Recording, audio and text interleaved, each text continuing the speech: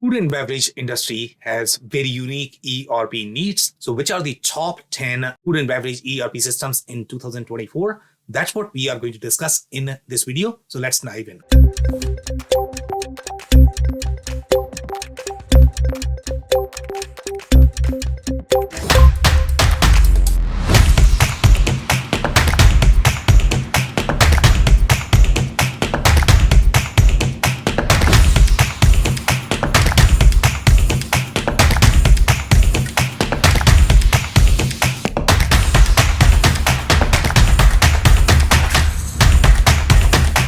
Hello everyone, my name is Sam Gupta. I am principal at Elevate IQ.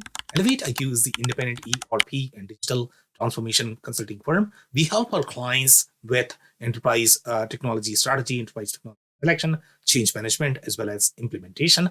On that note, let's go back to today's topic, which is going to be top 10 food and beverage ERP systems in 2024. This list is a new list that we have launched this year, so we are not going to have much of the comparison from the last year. Also, when you look at the food and beverage industry, how do we define this? So number one, any of the food and beverage manufacturers, distributors, retailers, consulting companies are going to be part of this. Sometimes they could have many different business models, such as your process in manufacturing is going to be the key component of these systems, but they might also have discrete processes that you might require as part of these verticals. For example, let's say if they are going to have a very small packaging line or subsidiary that does packaging. So the ERP needs for those industries are going to be very different in general. The distribution retailers in the F&B space also have very different processes. Generally, they have to maintain their fleet. So their TMS supply chain processes are going to be very different as well. So the criteria that we use to compile this list is product share, the acquisition strategy. Are they acquiring any of these ERP vendors? The product that they have acquired, is it to augment their food and beverage capabilities, or are they acquiring for something else? So we look at all of those factors. We look at product roadmap, community, ecosystem, win rate, technology strategies, as well as the investors. So all of these factors combine, and that's how we compile this list. So now let's look at the list.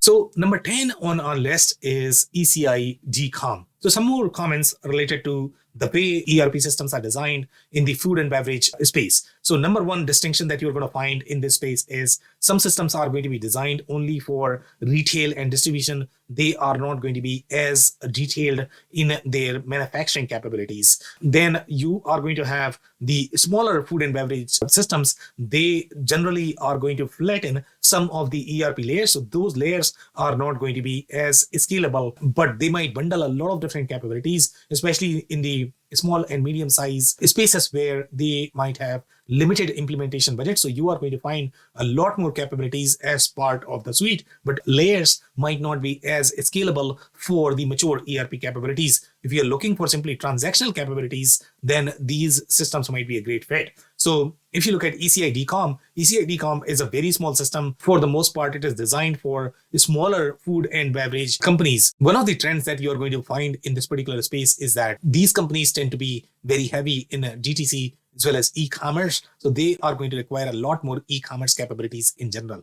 The other strength that you have for ECI DCOM is they're going to have a lot more last mile capabilities for F&B companies. When you look at capabilities such as lot tracking, when you are going to be in that pharma, nutraceutical space, in those spaces, you are going to require all of those. You are going to have DST capabilities, proof of delivery. All of those capabilities are going to be important in these spaces. And for smaller companies, they might not have budget to integrate a specialized TMS system. So that's where ECI DCOM could be a great fit. The other strength that you have for ECI DCOM is the financial backing of a PE company as well as technical architecture. So financial backing could be a great fit from the product perspective, but you are not going to get the same support that you would be getting from a mom and pop. So that's going to be a con when you are dealing with any systems owned by private equity.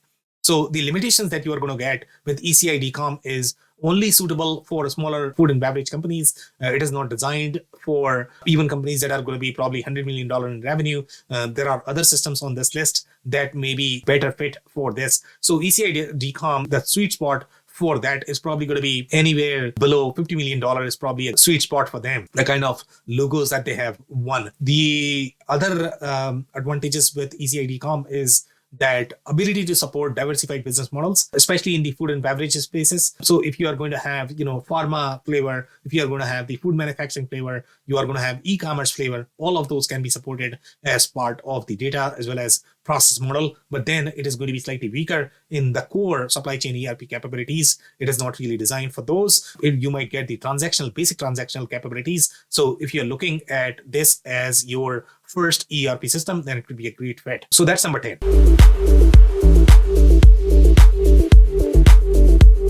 Number 9 on our list is SysPro. And SysPro does really well in the small food and beverage companies, whether you are going to be manufacturer, distributors. And SysPro is probably one of the smaller systems that is going to have all of those discrete as well as the process manufacturing capabilities as part of the same product, but it is not a very global product in general. It is designed for very small one entity centric businesses. In those, it could be a great fit. The other strength that you're going to find with SysPro is the ERP layers compared to your ECI-DCOM are going to be far richer in general. So SysPro could be a better fit for slightly bigger system when you are looking for scalable layers for your pricing discounting. The core inventory capabilities, they are going to be far richer with your SysPro. The limitations that you are going to run into with SysPro is only suitable for smaller F&B companies, but compared to your ECI-DCOM, it is probably going to require a lot more consulting effort because of those layers that is going to provide you the scalability. So as you move up the spectrum,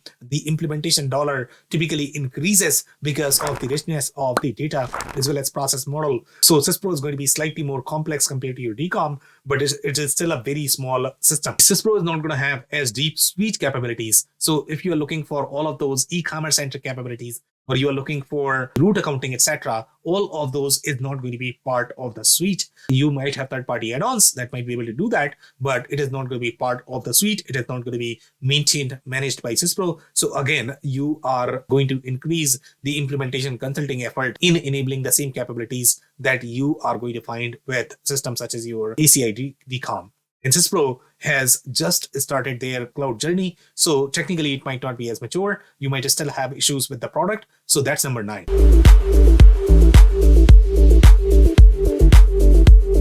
Number 8 on our list is SAP S/4HANA. SAP S/4HANA compared to your ECI-DCOM, SysPro is a very large system. It is designed for enterprises. So if you are going to be very large, globally operated enterprise, then SAP S/4HANA is going to be a great system. So with SAP S/4HANA, you are looking at all of those core ERP capabilities, but the last mile functionality is not going to be as rich. But at the same time, when you are slightly more diverse business, or you are looking to consolidate a lot of different business models as part of your private equity portfolio, then SAP S/4HANA can accommodate a lot more, not only from the food and beverage perspective, but it can grow after that as well, especially if you are going to be very active in the M&A game and you don't know how your business model is going to evolve. So that's where SAP S/4HANA is going to provide all of those generalized capabilities, but you are not going to find the industry specific capabilities that you might find with slightly more prescriptive suite centric systems. So the other strength that you have with SAP S/4HANA, it is really designed for those financially controlled companies for governance. When you are going to be publicly traded, you are looking for a system that can provide you the end-to-end financial traceability for publicly traded companies. SAP S/4HANA is going to be far more natural for that. The solid best of breed options, especially when you look at food and beverage centric businesses, they are going to have far deeper need for your warehouse management, EWM, as well as the TMS processes. All of those going to be integrated as part of the suite. So the limitations that you're going to run into with SAP S/4HANA is that, number one, it is not an SMB solution. So if you're SMB and you are very limited in your implementation budget, SAP S/4HANA may not be the best fit for you.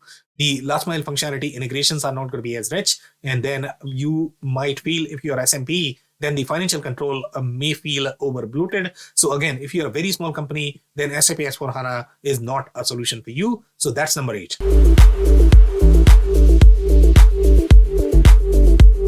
Number 7 on our list is Oracle Cloud ERP. And Oracle Cloud ERP system is very similar to your SAP S/4HANA. Oracle Cloud ERP does slightly better in retail-centric spaces than your core distribution manufacturing-centric spaces. The RMS component that Oracle is going to have, or the TMS component Oracle is going to have, they have a lot more logos in the retail-centric businesses. But for the most part, these businesses utilize Oracle Cloud ERP primarily as the corporate financial ledger. They don't necessarily utilize that for the core ERP processes. But there are going to be certain verticals where they had installations of JD Edwards. So for example, pharma verticals, they use Oracle Cloud ERP because they are coming from the JD Edwards installations, and JD Edwards was very rich in those pharma-centric, food-centric verticals. That's why Oracle Cloud ERP is going to have slightly richer capabilities, the core capabilities, the data model friendlier for your food and beverage businesses. The other strength that you are going to get with Oracle Cloud ERP is that the talent ecosystem is going to be there, the product is well adopted, and then it can support diversified business model, not only just within food and beverage spectrum, but it can go beyond that as well. The limitations that you're going to run into with Oracle Cloud ERP is the last mile functionality is not going to be as rich as some of the operational system. For example, with ECI DCOM, even though that is not the enterprise grade system, but you will get a lot more last mile integrations as well as last mile functionality as part of the suite. The other limitations that you have with Oracle Cloud ERP are very similar to your SAP S/4HANA, which is going to be your over-bloated financial control processes and not really designed for SMB companies. So that's number 7. Now, number 6 on our list is Infor Cloud Suite M3. And M3 targets food and retail-centric businesses, especially in the upper mid-market as well as the lower enterprise space. Especially if you're going to be manufacturer, then Infor Cloud Suite M3 is probably one of the strongest system in the retail as well as manufacturing spaces for food and beverage companies.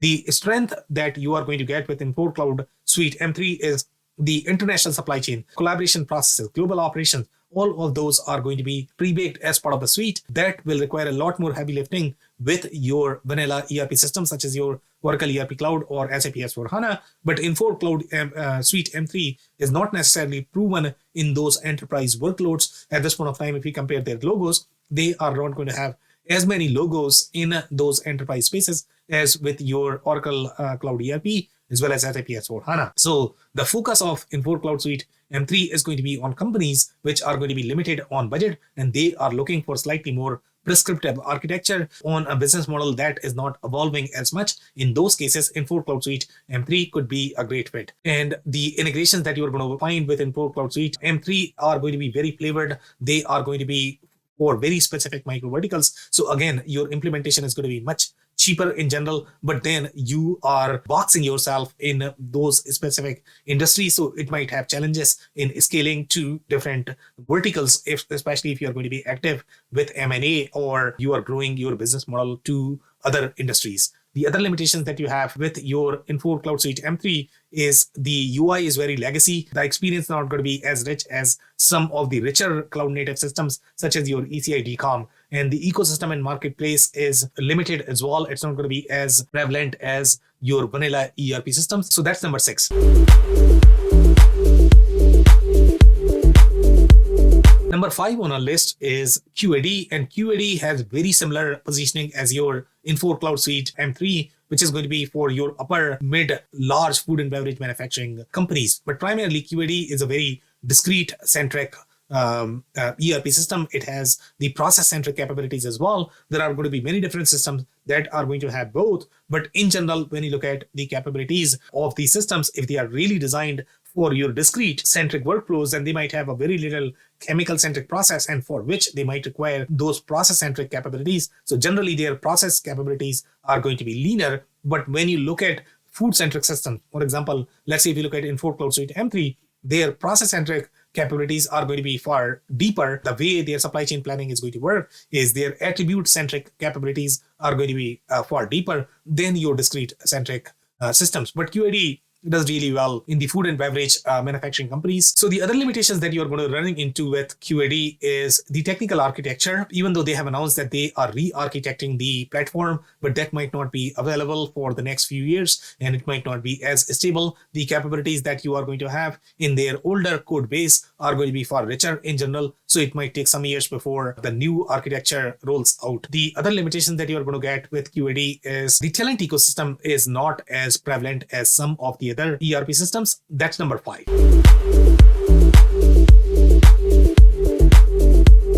Number 4 on our list is Microsoft Dynamics 365 F&O.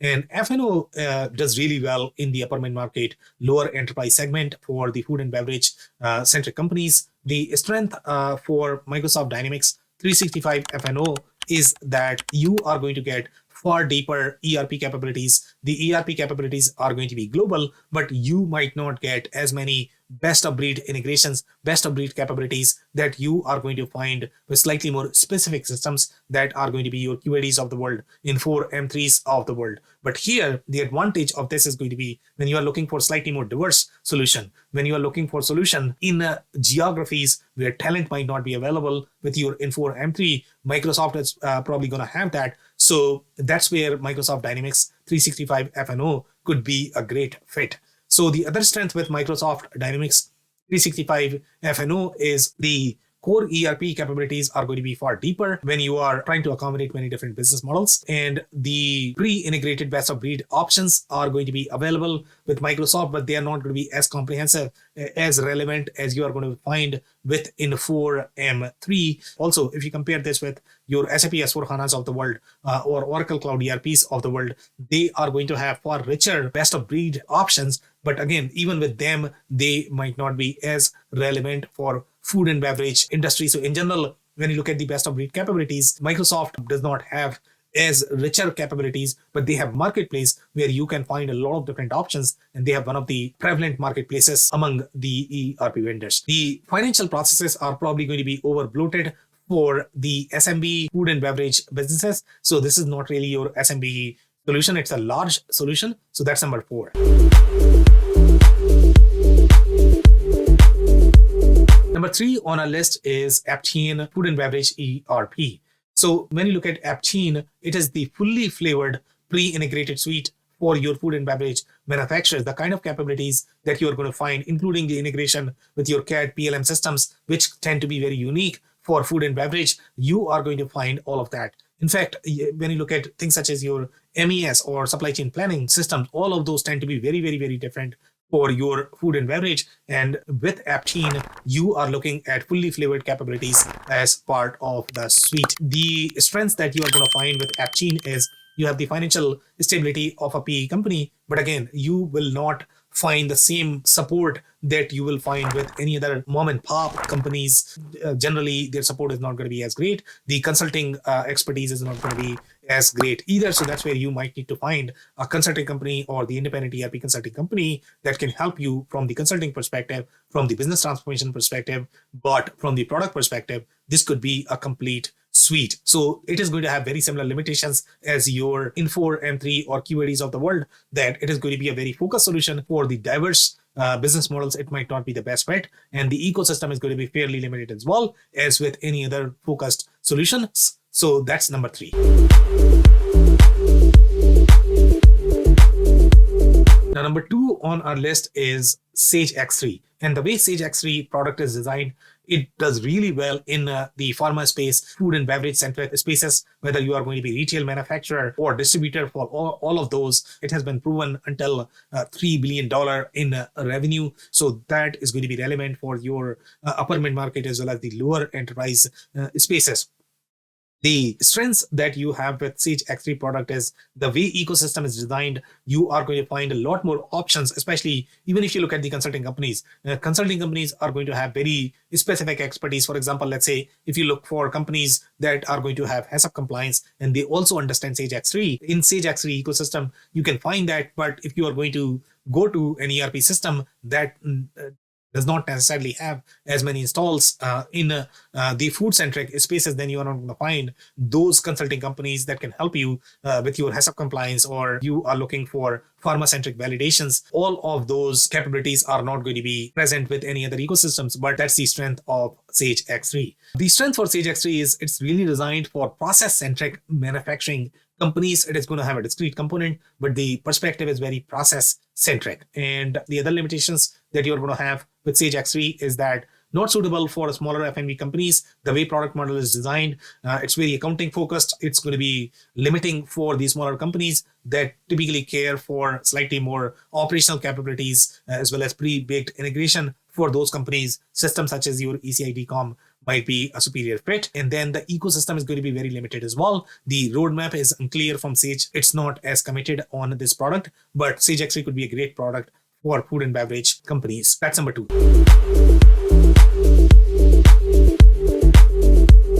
Now, number 1 on our list is Microsoft Dynamics 365 Business Central. Business Central is very heavily penetrated among F&B companies. It is going to have a lot of add-ons companies. And in fact, Aptean, the product that they have, is flavored on top of Microsoft Dynamics 365 Business Central. So as such, when you are dealing with Aptean, you might not even need to deal with Microsoft because the underlying layer is enabled by Microsoft. But as such, you are really buying from Aptean. They are managing all of those integrations. They are managing the additional layers that are going to be enabled on top of your Microsoft. So that's a huge advantage of Microsoft, that you have players such as Aptean in their ecosystem that are providing the core IP. But then if you need more capabilities, if your business model is going to be diversified, that's where Microsoft Dynamics 365 Business Central is a great fit for food and beverage companies. The strengths that you are looking at from BC perspective is the data model is friendly for complex needs of F&B. So the way the data model is designed, the F&B companies require very specific data model. The way your layering of the serial and lot number is going to be, if you don't have that at the data model level, you will generally find challenges. You will need to take a lot of shortcuts, and that will generally fire back. From the planning perspective, you might have data quality issues. So that is enabled as part of the BC product. And even the systems that are going to claim that they have F&B capabilities, but they might not have the similar layers that are going to be relevant for these F&B companies that are going to be relevant in the regulated spaces. And the supply chain and bin allocation capabilities, all of those are very geared towards F&B companies. So it's very, very, very rich supply chain model as well as the core ERP capabilities. The limitations that you are going to run into is the native support for formulation management is not there. So you are relying on very thick add-on. And if the add-on is not going to be proven, it's not installed as many times as the core product, then it might not be as well documented. It might not be coded properly. And sometimes we have seen scenarios where in this particular space, you have a lot of different food and beverage add-ons, and they try to cram a lot of different functionality as part of the same product. For example, some of these capabilities might reside inside your TMS, but they are trying to fit in as much as possible. And sometimes that just fires back when you are going to have so much functionality. In fact, they have housed some of the very fragile code, for example, EDI integrations as part of these add-ons. And we have seen a lot of implementation challenges. So this is where BC is a great system, but you require a lot of consulting expertise to be able to bet, okay, which add-on is going to be a great fit for your installations, if it is proven, if it is well documented, to be able to maintain in the long term. The other limitations that you have with your BC is not necessarily suitable for F&B manufacturers. Again, you would require far thicker add-on if you are going to be managing very complex manufacturing on top of your BC system. So that's number 1. If you enjoyed this video, we are going to publish the link of a detailed article that is going to have much more comprehensive analysis. So you might want to check that. Also, this podcast is also available in the audio form on Google, Spotify, as well as Apple. So if you have not checked, check there and subscribe if you like. These videos we publish on a weekly basis. So you might want to hit the subscribe button on YouTube if you don't want to miss them. Also, if you have not checked our digital transformation report for 2024, we compile these lists as well as insight as part of the report. So check that out. The link is going to be there in the description. On that note, thank you so much for tuning in. I'll see you in the next one.